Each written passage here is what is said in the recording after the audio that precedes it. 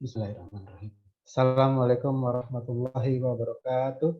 Waalaikumsalam Alhamdulillah. warahmatullahi wabarakatuh. Alhamdulillahirabbil alamin wassalatu wassalamu ala asrofil anbiya wal mursalin wa ala alihi washabihi ajmain amma ba'du. Ya, segala puji bagi Allah Subhanahu wa taala yang telah memberikan kita nikmat iman, nikmat sehat, nikmat kita bisa berbagi dan memberikan kepada manusia manfaat-manfaat yang kita punyai. Ya, salawat serta salam senantiasa kita curahkan kepada Nabi besar Muhammad Sallallahu Alaihi Wasallam beserta keluarganya, sahabatnya, serta sampai kita para pengikutnya hingga akhir zaman. Ya, untuk membuka BMT Talk Show pada seri ke-14 ini, mari kita bersama-sama membaca basmalah. Bismillahirrahmanirrahim. Ya, gimana kabar teman-teman? Apa kabar? Semoga senantiasa Allah jaga kita dalam keistiqomahan menjalani kegiatan-kegiatan kita, aktivitas sehari-hari, terutama dalam memperjuangkan keuangan mikro syariah di Indonesia. Saya ucapkan jazakumullah khairan kasiran atas partisipasinya mengikuti webinar sampai saat BMT Talk Show Series dari 1 sampai 13, dan malam ini insya Allah kita akan masuk ke seri ke-14. Semoga kita bersama-sama mendapatkan manfaat dan keberkahan dari ikhtiar kita dalam mengembangkan keuangan mikro syariah di Indonesia. Ya, para peserta yang kami hormati, Bapak Ibu sekalian, perkenalkan kembali nama saya Rida Sutama. Saya perwakilan dari Syariah Waste Teknologi yang insya Allah akan memandu sekaligus memoderatori kegiatan webinar pada BMT Talk Show yang ke-14 pada malam hari ini.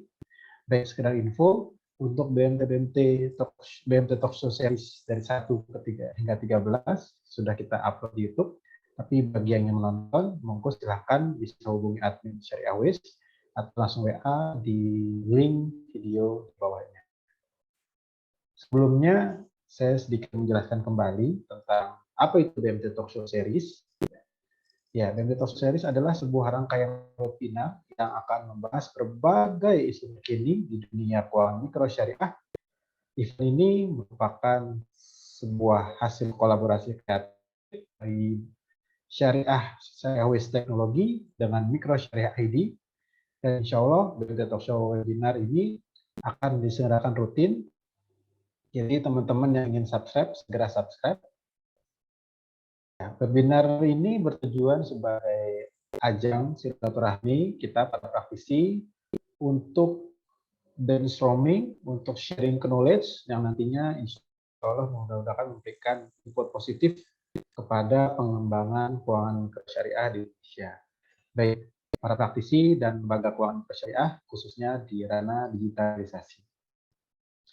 Insya Allah teknis dari alur BMT Talk Show ini akan dimulai dari pemaparan materi secara singkat namun padat oleh narasumber kita selama kurang lebih 10-20 menit.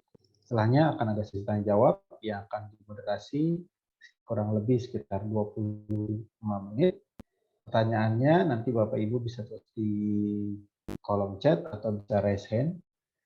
Ya, untuk kepentingan bersama, dimohon Bapak dan Ibu dapat mematikan mikrofonnya selama pemaparan materi berlangsung pada malam hari ini. Ya, oke. Ya, terima kasih. Baik, sebelum kita mulai, saya sedikit memperkenalkan narasumber kita di BMT Talk Show Series ini, yaitu Bapak Jason Pane, SEMSI. Selamat datang, Pak. Assalamualaikum Pak Reda. Ya, jadi beliau, Bapak Rizwan Pane adalah senior consulting di AB Management, konsultan keuangan mikro syariah, sekaligus sebagai CEO dari sebuah platform syariah accounting software, yaitu Akhira ID. Mungkin bagi teman-teman sudah mengenal gitu ya, Akhira ID, produk Akhira ID untuk institusi keuangan mikro syariah di Indonesia. Beliau sudah berkecimpung di keuangan mikro syariah selama kurang lebih 15 tahun, menjalan 16 tahun. Dan insya Allah akan menjadi narasumber tetap di BMT Talk Show rangkaian selanjutnya. Baik, tanpa berlama-lama, mungkin kita langsung mulai simak pemaparan dari Pak Jason Pane untuk topik malam hari ini adalah pengolahan BMT, pengolahan Baitul Mal pada BMT. Baitul Mal kan ada di BMT. Nah, apa bedanya? Mari kita jelaskan. Silakan Bapak Resempane, waktu dan tempat kami persilahkan. Baik, terima kasih Pak Reda. Bismillah. Assalamualaikum warahmatullahi wabarakatuh. Waalaikumsalam warahmatullahi wabarakatuh. Inna hamdalillah nahmaduhu wa nasta'inuhu wa nastaghfir wa na'udzu billahi min shururi anfusina wa min sayyiati a'malina may yahdihillahu fala mudilla lahu wa may yudlil fala hadiya lahu. Asyhadu an la ilaha illallah wahdahu la syarika lahu wa asyhadu anna Muhammadan abduhu wa rasuluhu la nabiyya ba'da. Alhamdulillah, kita panjatkan puja dan puji syukur kita kepada Allah Subhanahu wa taala yang banyak memberikan kita nikmat iman, nikmat Islam, dan juga nikmat sehat kita pada hari ini, sehingga kita masih diberikan kesempatan untuk terus beramal dan beraktivitas kebaikan. Semoga dengan cara seperti ini kita semakin bersyukur kepada Allah Subhanahu wa taala. Salawat dan salam tidak lupa kita curahkan kepada junjungan kita Nabi Muhammad SAW beserta para sahabat, keluarga, dan orang-orang yang terus beristiqomah di jalannya hingga yaumil akhir nanti. Semoga kita termasuk orang yang konsisten, komitmen untuk mengamalkan apa yang diajarkan oleh Rasulullah SAW, terutama di dalam kita berekonomi. Nah, ini kita bicara tentang pengelolaan Baitul Mal pada BMT. Nah, ini dari session awal sampai akhir, kita selalu bicara BMT pada pendekatan yang sifatnya komersial atau bisnis. Tapi padahal nama dari BMT itu adalah Baitul Mal wa Tambil. Didahului oleh Baitul Mal, kemudian diikuti dengan kata Tamwil. Artinya memang posisi Baitul Mal ada di depan, itu memang menandakan, ya, memberikan satu pesan bahwa ketika BMT ini terkelola, itu jangan melupakan sisi-sisi sosial, bahwa yang harus dikedepankan dari BMT itu harusnya adalah misi untuk bisa menyelesaikan masalah-masalah sosial. Jangankan BMT, perusahaan-perusahaan besar saat ini pun sudah menerapkan sistem sosial yang bernama CSR.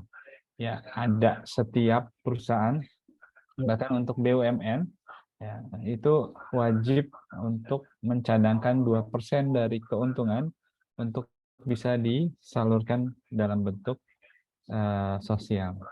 Nah, kalau yang perusahaan besar atau anggaplah ini ada perusahaan-perusahaan yang sebelumnya tidak mengenal nilai-nilai sosial, itu saja bisa melakukan, apalagi ini BMT yang memang dari awal namanya sudah memiliki pesan untuk bisa melakukan aktivitas-aktivitas kegiatan sosial, selain memang lembaga ini juga melakukan aktivitas kegiatan bisnis. Kita simak ini ya, slide berikutnya. Nah, kalau kita lihat bentuk dari BMT atau KSPPS yang saat ini berjalan di negeri kita, ini mempunyai bentuk konsep seperti ini. Ada Baitul Mal, ada Baitul Tamwil. Di Baitul Mal itu kita lihat ada bentuknya zakat, ada infak, ada sedekah, bahkan ada wakaf. Bahkan saat ini juga perkembangan terkait dengan konsep wakaf di negeri kita ini juga luar biasa. Dulu kita hanya mengenal konsep wakaf itu dalam bentuk tanah atau wakaf bangunan. Sekarang berkembang jauh lebih dari itu. Ada wakaf tunai, ada wakaf uang, bahkan ada wakaf sumur. Terus berkembang sesuai dengan, Masya Allah, tingkat kemajuan cara berpikir umat Islam saat ini. Sehingga kita bisa melihat ketika Baitul Mal ini terintegrasi dengan Baitul Tamwil, itu adanya pemberdayaan sosial. Tidak lagi bicara tentang masalah sosial yang kemudian ya sudah disalurkan dalam bentuk dana, kemudian itu bisa dikonsumsi oleh orang-orang yang memang membutuhkan. Kalau itu yang dilakukan, maka nggak akan ada satu perubahan yang terjadi di masyarakat atau di lingkungan sosial yang memang sebetulnya yang dibutuhkan oleh mereka itu bukan cuma masalah perut saja, tapi juga ada masalah kebutuhan dari sisi literasi, sisi-sisi ibadah yang memang dibutuhkan mereka yang tadinya tidak mengenal ibadah, mungkin dengan sentuhan dana-dana sosial ini mereka bisa termotivasi juga untuk belajar sehingga mereka otomatis berubah yang tadinya mereka memang seorang yang fakir berubah menjadi para muzaki yang baru. Ini kan perlu dirancang sehingga kita lihat ketika Baitul Mal dan Baitul Tamwil itu terintegrasi, itu akan ada satu metode yang namanya pemberdayaan sosial. Orang yang tadinya tidak berdaya, kemudian bisa jadi berdaya dengan adanya integrasi ini. Memang syaratnya pasti harus BMT-nya besar. Karena uang zakat, uang infak, uang sedekah itu sumber-sumber dananya berasal dari satu proses ekonomi yang memang itu berhasil mencapai dengan nisabnya. Ada orang pribadi ketika sudah mencapai nisabnya dari apa yang dihasilkan dari kegiatan ekonomi, maka dia wajib untuk mengeluarkan zakatnya sebesar 2,5%. Nah, tapi kalau misalnya itu cuma dibayarkan begitu saja, itu nggak kurang nilai dampaknya untuk melakukan perubahan. Sehingga ketika Baitul Mal ini kemudian terintegrasi langsung dengan sebuah lembaga, kita bisa lihat di atas itu muncul pemberdayaan sosial. Nggak cukup di situ, ketika orang sudah berdaya dari sisi sosial, itu ada yang namanya pemberdayaan ekonomi. Mungkin di sini kelas-kelas usaha yang mungkin kecil, ya, yang memang sangat rentan terhadap situasi ya, begitu mereka punya kebutuhan pribadi, apakah anak sekolah, apakah sakit, atau hal-hal yang lain yang terjadi di masyarakat kecil, itu akan sedikit goyang. Tapi ketika itu terintegrasi, digabungkan antara sumber dana yang sifatnya komersial, kemudian ada sumber dana yang sifatnya sosial, Masya Allah ini akan terjadi yang namanya pemberdayaan ekonomi. Kalau sudah pemberdayaan ekonomi sudah berhasil, ini baru kita bisa bicara pengembangan usaha. Nah, pengembangan usaha ini mungkin bisa langsung disuntik dari dana yang sifatnya komersial. Sehingga lagi-lagi yang akan diuntungkan kalau ini terjadi, Masya Allah ini akan diuntungkan oleh lembaga BMT-nya sendiri gitu, karena dia mengangkat orang yang tadinya tidak berdaya kemudian menjadi satu pengusaha UMKM yang baru, yang bukan cuma nanti kita berharap dia bisa mengembangkan usaha pada skala yang mikro saja, tapi berharap juga nanti bisa berkembang menjadi kapasitas usaha di kelas kecil bahkan sampai dengan menengah. Ini pasti butuh literasi, butuh pembelajaran, dan ini mungkin perlu diintegrasikan sehingga ada program-program yang bisa mengangkat orang yang tadinya tidak tahu menjadi tahu. Dan memang ini butuh kerja keras. Ya, pendekatan yang sangat kreatif yang sangat diharapkan oleh orang-orang di bawah. Nah, kita lihat. Nah, di sini ada keunikan di koperasi. Ya, ada modal.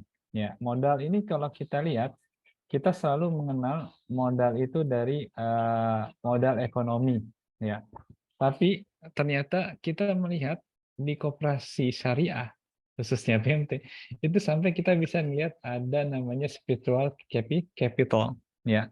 Kita lihat kalau kebutuhan orang tentang economic capital itu sampai pada batas mengembangkan usaha dan kesejahteraan bersama. Yang ingin dicapai adalah penyatuan sumber daya pemanfaatan, sumber daya bersama, bahkan bekerja sama mencapai tujuan berkooperasi. Nah, kemudian naik sedikit tingkatan modalnya, itu ada namanya financial capital. Ya, modal yang sifatnya keuangan, bisa menghimpun dana dari anggota, ya, yang punya uang berlebih, itu bisa diletakkan atau dititipkan di koperasi atau BMT. Ya, kemauan membayar simpanan pokok ini merupakan satu penggerak mesin dari koperasi. Karena bisa bayangkan semakin besar jumlah anggotanya, Masya Allah, ini mesin ini akan semakin kencang untuk bergerak. Karena udah banyak orangnya, kemudian rajin ya untuk membayar simpanan pokok dan wajibnya. Nah, ini juga akan menjadi satu kekuatan yang luar biasa. Nah, yang naik lagi lebih tinggi ini adalah knowledge capital, modal ilmu pengetahuan. Nah, ini juga tingkatannya lebih tinggi karena inilah yang akan membuat nanti koperasi atau BMT jauh melompatnya, ya, mengembangkan kompetensi dan kerjasama usaha. Ini dibutuhkan satu literasi yang lebih tinggi dibandingkan sebelumnya, sehingga kompetensi SDM yang ada di dalamnya harus benar-benar terus belajar, karena mengelola uang 1 miliar dengan mengelola uang 10 miliar itu pasti berbeda. Challenge-nya, tantangannya, resikonya itu akan berbeda. Ya, sehingga perlu ada peningkatan kompetensi, bahkan ada penguasaan teknologi yang tadinya dikelola hanya dengan menggunakan yang manual, Excel dan lain-lain. Ya, dengan adanya peningkatan kapasitas, ini kita bisa menguasai teknologi yang lebih excited. Ya, kemudian juga nanti ditambah dengan berbagi pengetahuan di antara para SDM. Yang lebih tinggi lagi, nah ini social capital, modal sosial. Di mana di sini ada semangat spirit untuk saling tolong menolong. Ada nilai-nilai kejujuran yang itu nggak bisa dinilai dengan uang. Ya, kemudian ada nilai-nilai kekeluargaan. Ini menjadi prinsip utama ini ya, koperasi ya. Nilai-nilai kekeluargaan ini nggak ada di di usaha manapun, kecuali ada di koperasi. Memang yang ditumbuhkan itu adalah nilai-nilai kekeluargaan. Sehingga kalau ini terbentuk, ini akan menjadi satu modal yang memang tidak terukur dengan uang, ya, karena sulit juga untuk membentuknya.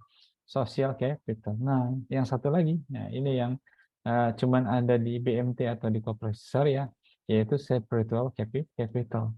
Ini modal spiritual. Ya, semangat untuk menjalankan nilai-nilai Islam di dalam berusaha, menjalankan muamalah di dalamnya dengan baik. Ya, kita melakukan itu dalam kerangka kita memang taat kepada Allah Subhanahu wa taala. Ya, kita kemudian memahami tujuan hidup kita, bahwa nggak cuman sekedar mencari keuntungan saja gitu. Oke lah, kita untung pada saat ini. Kita tahu juga bagaimana cara menyikapi saat kita mengalami keuntungan. Oke lah, saat ini kita mengalami kerugian. Kalau kita sudah punya spiritual capital yang baik, ini juga kita tahu bagaimana menyikapi ketika kita menghadapi kerugian. Tetap ada transparansi, ada bentuk pertanggungjawaban yang kemudian diberikan kepada seluruh anggota. Nggak ada yang diumpet-umpetin, ya, semuanya berjalan, ya memang berjalan dengan penuh tanggung jawab. Dan tanggung jawab yang pertama kali diletakkan adalah tanggung jawab kepada Allah Subhanahu wa taala, bukan kepada manusia. Jadi ketika membuat laporan keuangan, membuat laporan apapun setiap tahun, niatnya ditujukan untuk memang sebagai bentuk pertanggungjawaban kita kepada Allah Subhanahu wa taala. Ini baru di dunia saja ya. Ya, suatu saat ketika nanti di hari akhir, catatan-catatannya jauh lebih lengkap dibandingkan catatan-catatan laporan keuangan kita yang ada di dunia gitu. Karena setiap hari kiri kanan kita ada malaikat yang mencatat semua kebaikan dan keburukan kita. Ini kalau digabung, wow, ini akan menjadi satu step tangga ya. Ada economic capital, financial capital yang nanti orang nabung dan lain-lain. Ada knowledge capital, kita bisa tingkatkan sampai dengan spiritual capital. Wow, ini akan menjadi satu modal yang akan luar biasa. Nah, kita lihat berikutnya. Nah, ini milestone ya, pemberdayaan dan pengembangan UMKM oleh BMT. Nah, kalau seandainya konsep ini bisa bisa dijalankan, ini sangat luar biasa terkait pengelolaan Baitul Mal pada BMT. Ya, ada mulai dari fakir miskin, usaha mikro, usaha kecil, sampai dengan usaha menengah. Nah, ini kita lihat milestone-nya ya. Mulai dari ada sumber dana yang sifatnya sosial dari CSR, zakat, bansos ya. Nah, ini kalau kita lihat di orang di wilayah fakir miskin, orang tidak berdaya ya, artinya nggak punya usaha, nggak punya memang kemampuan, itu bisa diangkat dari dari dana hibah, dari Qardul Hasan. Kemudian programnya lebih mengedukasi keuangan kepada masyarakat tersebut, ya kan, sehingga kita bisa mengangkat yang tadinya pasif ya, mereka tidak bisa melakukan usaha dan yang lain-lain, kemudian pelan-pelan nanti bergerak menjadi aktif, ya kan. Begitu aktif nanti dia sudah berdaya, dia sudah mau berusaha ya. Tidak lagi diberikan dana-dana yang sifatnya Qardul Hasan atau yang sifatnya ya udahlah nih dikasih, nanti nggak usah perlu nggak perlu. Ini sudah mulai ada penggabungan antara pinjaman tamwil, Alqard, kemudian ada bentuk-bentuk pendidikan pembiayaan yang sehingga nanti si anggota yang aktif tadi itu bisa belajar, oh begini ya cara mengelola keuntungan, oh begini cara menyikapi kerugian gitu. Di sini terus belajar ya, sampai nanti akhirnya ada perkuatan sosial sambil bergerak. Ya, di titik awal itu ada penguatan masalah sosial. Kemudian naik ke berikutnya itu ada kekuatan pemberdayaan sosial. Terus di sini dibina dengan dana-dana Baitul Mal tadi sampai mereka akhirnya naik kelas, itu layak berusaha. Nah, ketika ada di layak berusaha ini mungkin ada kombinasi antara pinjaman qard ya, yang artinya sifatnya masih sosial, dengan pembiayaan yang sifatnya bisnis di tamwil. Kita bisa memberikan dalam bentuk mudharabah, musyarakah, dan yang lain-lain. Nah, di sinilah nanti BMT mencoba memixingkan, menghybrid ya antara sumber dana yang dari sisi komersial dengan sumber dana yang sifatnya sosial. Nanti kalau sudah layak usaha, kemudian nanti dia berkembang dengan proses pembinaan yang kita lakukan. Ini Masya Allah, kita lihat sudah full pembiayaannya itu berdasarkan dari dana dana komersial. Sampai nanti ada pengembangan usaha bisnis dan yang lain, maka kita bisa lihat ya ketika Baitul Mal itu dikelola kemudian diintegrasikan dengan BMT, dia bukan hanya bersifat sebagai uang yang kemudian habis diberikan begitu saja kepada orang lain yang sifatnya konsumtif, tetapi juga bisa menjadi sesuatu yang sifatnya berkelanjutan, kemudian mengalami pengembangan. Orang yang tadinya tidak memiliki kemampuan ya dibina sampai akhirnya memiliki kemampuan untuk berusaha. Nah, kita lihat terkait dengan pemberdayaan dan pengembangan. Ternyata punya juga nanti indikator keberhasilan, mulai dari aksesibilitasnya, kemudian anggota dalam memperoleh layanan jasa dan produk pembiayaan mikro dari koperasi syariah tersebut, sampai dengan mohon maaf kuantitas meningkatnya jumlah transaksi anggota dalam menggunakan keragaman jasa dan produk. Dari sisi kualitas, kesesuaian antara jasa dan produk yang ditawarkan dengan keinginan dan karakteristik usaha anggota, sampai dengan manfaat. Nah, jadi ini semuanya adalah terkait dengan indikator dari keberhasilan. Nah, ini nanti bentuk dari kita lihat ada Baitul Tamwil. Kalau dari lembaga konvensional itu ada simpanan berjangka ya. Kalau yang koperasi konvensional, kalau yang syariah nanti ada simpanan wadiah, simpanan mudharabah, penyalurannya seperti ini. Nanti kita lihat hasilnya, ya kan? Karena ketika Baitul Tamwilnya juga besar, maka dana sosialnya juga, cadangannya juga pasti lebih besar dari sebelumnya. Karena kuncinya ada di situ. Nah, ketika Baitul Mal ini ada yang konvensional, ada iuran dana umum, iuran tertentu. Nanti kalau di syariah ada infak, ada hibah terikat, ada ZIS. Ya, nanti bagaimana pengelolaannya, bisa dititipin, bisa diinvestasikan juga, ya kan? Nanti kalau untuk penyalurannya bisa dalam bentuk beasiswa atau dana sosial yang memang dia produktif dan dia memang punya nilai-nilai keberlanjutan dari sisi nilai pengembangan. Nah, ini cara bagaimana sebetulnya Baitul Mal itu kemudian dikelola oleh BMT sehingga integrasi hubungan antara Baitul Mal dengan Baitul Tamil itu saling saling terikat gitu. Walaupun nanti bisa jadi ada sifat-sifatnya, oh ini ada dana beasiswa nih, bisa nih dikasihkan kepada anak-anak anggotanya yang memang kurang mampu.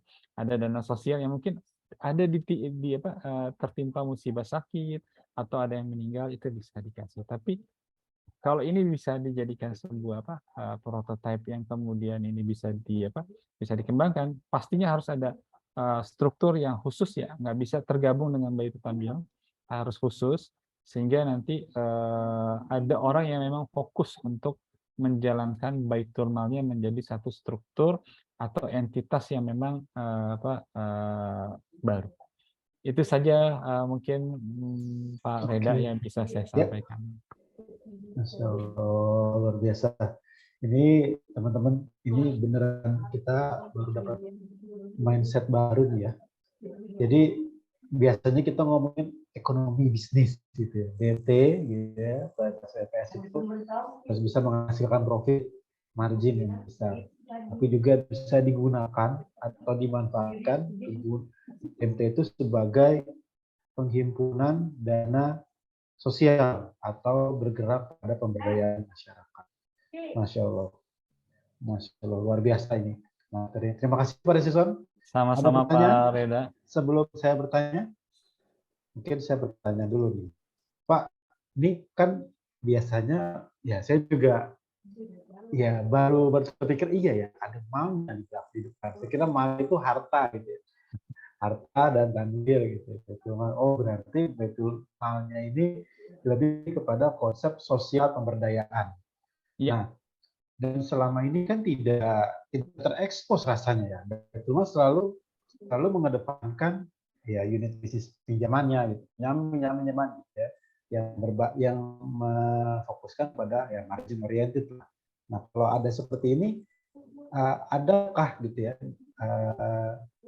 yang sudah menjalankan dan itu keren, maksudnya pemberdayaannya benar-benar disalurkan ke pemberdayaan ekonomi dalam pengembangan usaha tadi.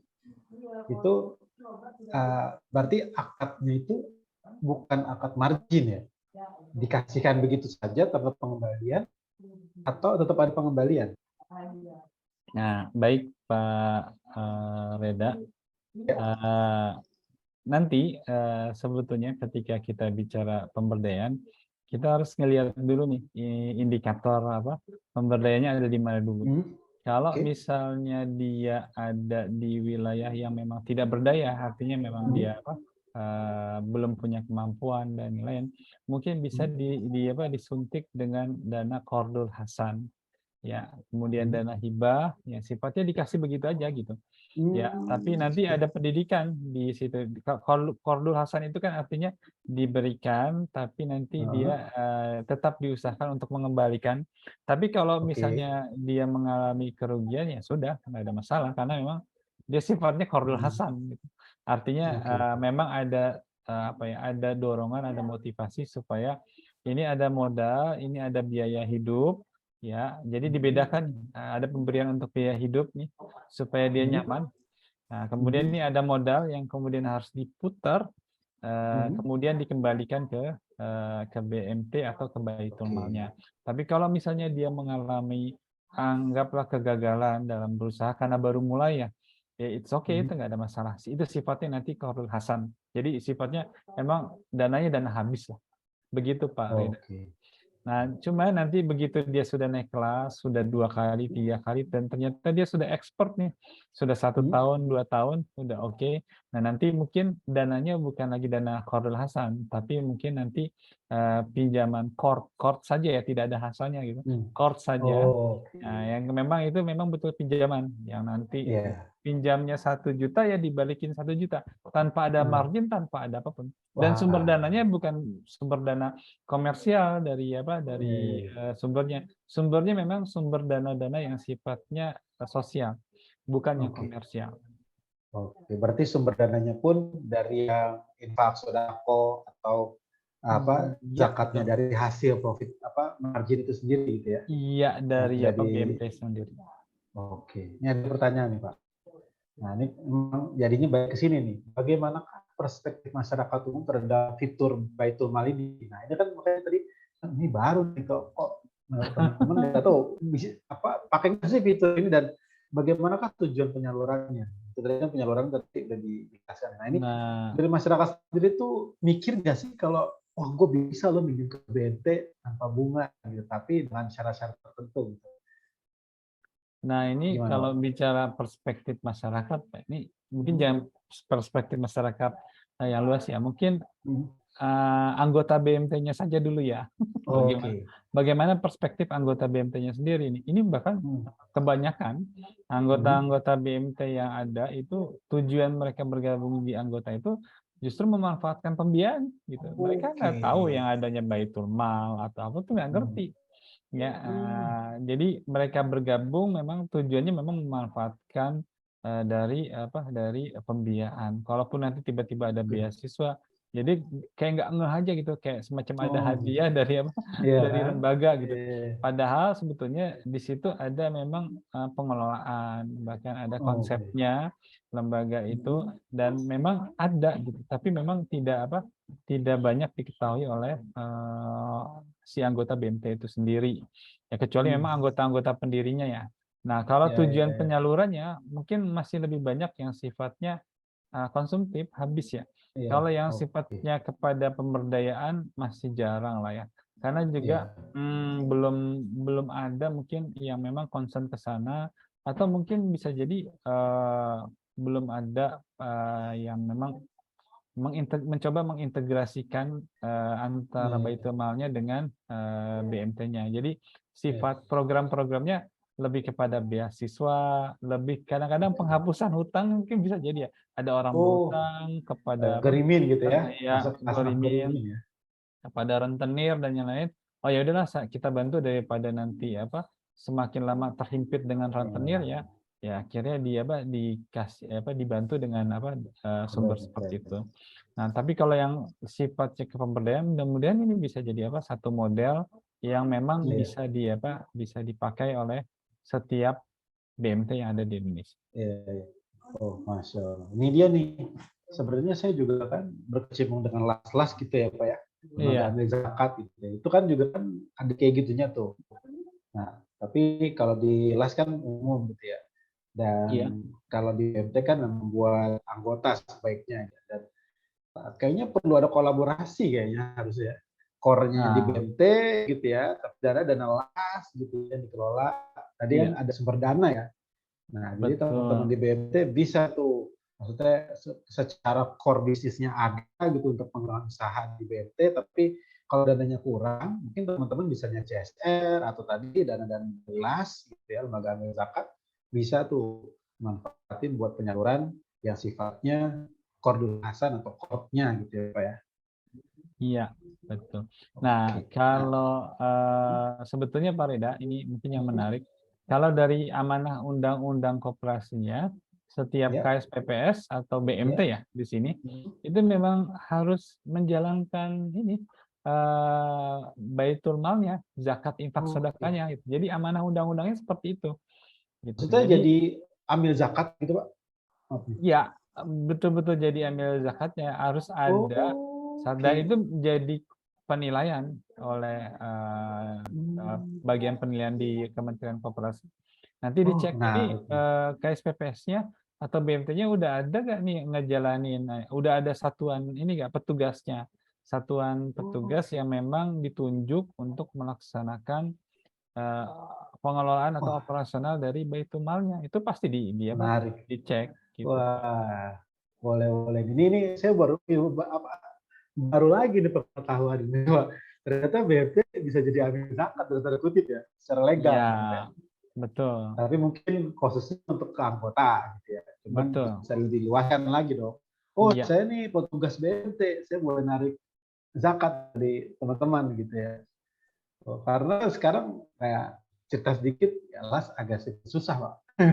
iya, Gara-gara ada isu itu ya. Nah, mungkin teman-teman kita bisa nih ada fitur baru, wah ini bisa dimanfaatkan peluang gitu untuk menjadi amil. Oke, lanjut Pak. Ada pertanyaan selanjutnya nih. Apakah terdapat aturan? Nah ini tadi ya terkait regulator dengan pengelolaan dana Baitul Mal dari BMT dan nah ini terkait nih. Apakah sama dengan lembaga las? nah ini Tadi kalau terkait. bicara regulator, tadi amanah Ah, undang-undangnya kan Masya bukan Allah. amanah undang-undang, artinya dari sisi peraturan, dari apa permennya sudah ada amanah memang seperti itu. Nah, untuk terkait dengan regulator, bagaimana izinnya ini memang diatur berbeda lagi gitu.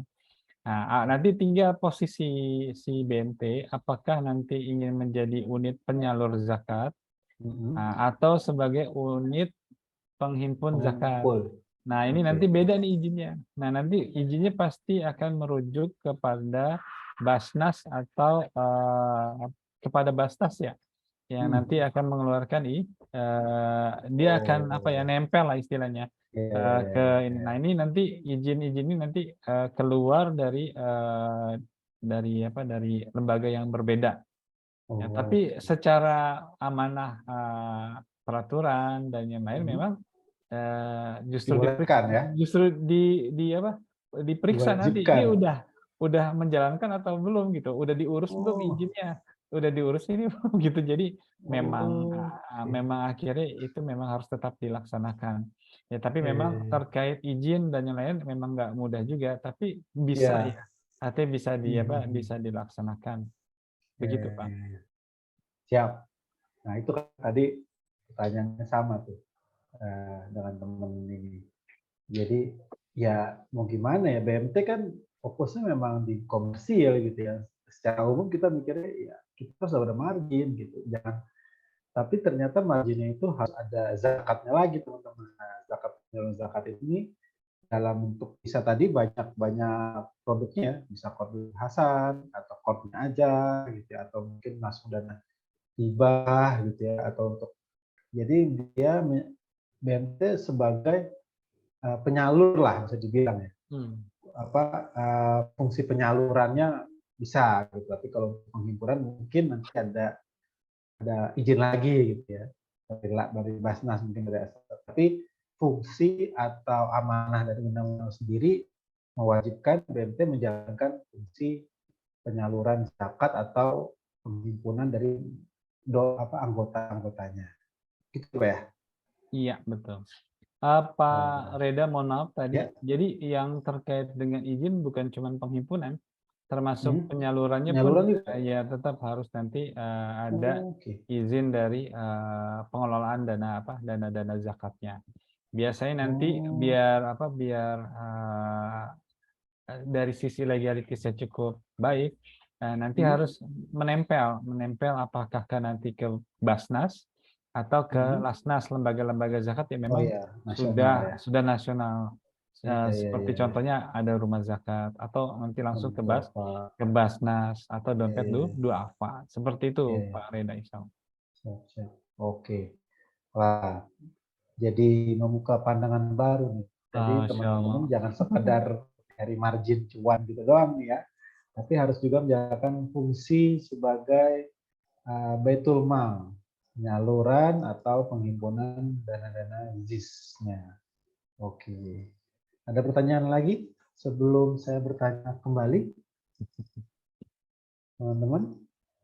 Oke, dari saya nih Pak, kalau Iya. dia sebagai fungsi sebagai Baitul Mal, gitu ya, tadi dananya bersumber dari banyak hal, dari hasil dari zakatnya Baitul Mal itu sendiri atau CSR atau dari apa Lasnas itu sendiri gitu ya. Nah itu yang apa ya, yang menyalurkan tadi itu kan harus ada izin dan sebenarnya produk apa fitur-fitur yang kita bisa gunakan di BMT itu apa aja sih biasanya? untuk penyalurannya tadi? Sebetulnya kalau nanti penyaluran kan tergantung bagaimana nanti program kita, Pak, gitu.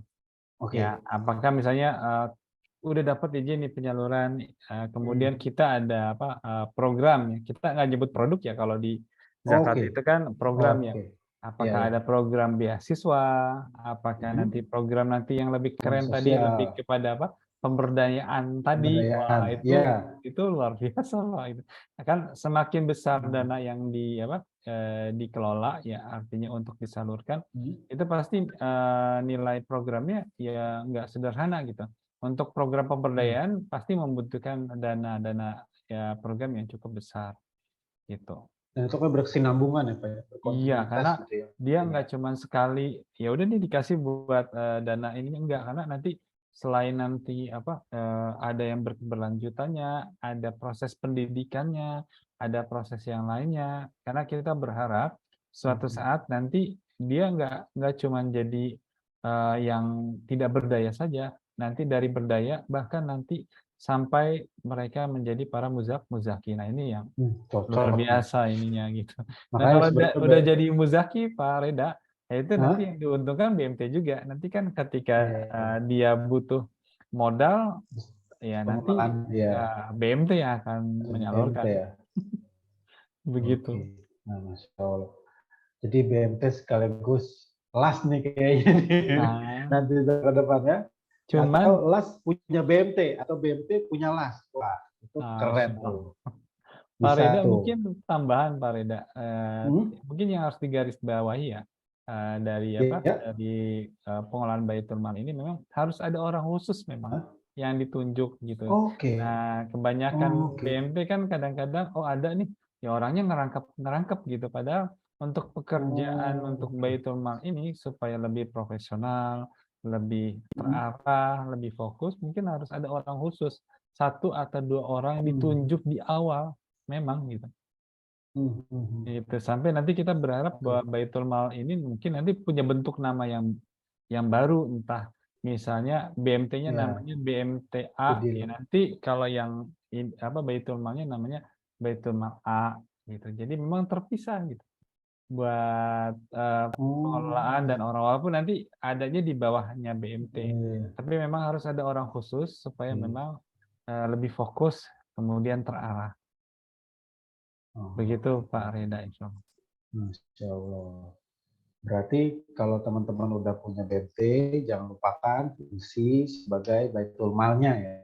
Itu Hmm. yang sering kita lupa dan ya wajar sih karena kita kan mikir mindsetnya nyari uang dulu lah, udah banyakin duit. Tapi ternyata dari banyaknya margin yang masuk juga kita potong lagi untuk zakat lembaga BMT itu sendiri 2,5% teman-teman. Jadi nah 2,5% itu bisa teman-teman salurkan ke anggotanya baik dalam bentuk dana hibah, dana beasiswa atau jadi dana modal yang bisa dibilang murah atau memang tidak pakai margin apapun. Jadi sifatnya kord ya, kordul hasan atau dana kordul saja. Masya Allah, luar biasa nih malam ini. Wow lah. Makasih nih, Mas Sulman atas materinya. Teman-teman juga bisa nyimak. Nanti bagi teman-teman yang kelewatan materi ini, nanti bisa dilihat lagi, dinonton ulang di channel YouTube kita. Harapannya teman-teman bisa kasih feedback ke kita, komen, dan kritik saran juga kita perlukan, gitu ya. Atau bisa langsung visit di website kita syariahways.com/BMT Talkshow ya. Dan nanti di situ ada link-link untuk teman-teman bisa mengakses YouTube-nya. Jadi kita belum bisa buka YouTube secara umum. Jadi kalau ada yang mau mengakses YouTube kita bisa langsung minta akses ke admin kita, admin YouTube-nya, bisa di komen atau nanti teman-teman bisa cari di website kita syariahways.com/BMT Talkshow. Baik, terima kasih Pak Rizwan Paneh atas waktunya pada malam hari ini, Baik, sama-sama sharing-sharingnya Pak Reda, insyaallah. luar biasa. Jadi teman-teman yang mau sharing juga boleh bisa langsung hubungin kontak kita, nanti kita berikan waktunya untuk sharing pengalaman teman-teman kita. Jadi kita butuh masukan juga dari para praktisi yang di lapangan. Apa sih kebutuhan dari teman-teman, gitu ya? Ilmu apa atau sharing seperti apa yang dibutuhkan bagi BMT yang sedang berkembang. Insya Allah kita bisa support baik secara ilmu maupun secara aplikasi digitalnya. Kita punya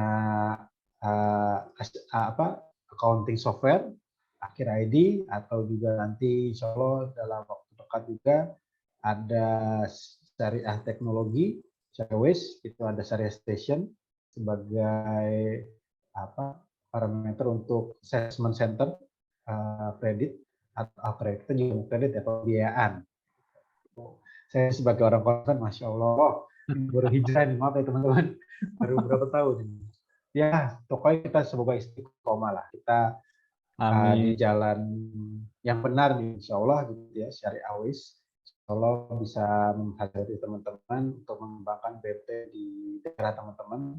Dan teman-teman ini di BMT jadi ujung tombak kita, gitu ya, ujung tombak dari ekosistem keuangan, terutama di mikronya, yang kita akan coba mengedukasi teman-teman di lapangan, para pelaku UMKM, untuk segera berhijrah juga, menggunakan akad yang lebih syar'i, lebih halal, dengan adanya teman-teman di lapangan BMT, insya Allah kita bisa maju bersama. Baik, kita tutup aja pada malam hari ini dengan baca hamdalah, alhamdulillahirrahmanirrahim, istighfar sebanyak-banyaknya, astagfirullahaladzim, dan satu majelis, subhanaka wa bihamdika, asyhadu an la ilaha illa anta, astaghfiruka wa atubu ilaik. Ya, terima kasih pada semuanya, terima kasih teman-teman. Salam ekonomi syariah. Assalamualaikum warahmatullahi wabarakatuh. Waalaikumsalam.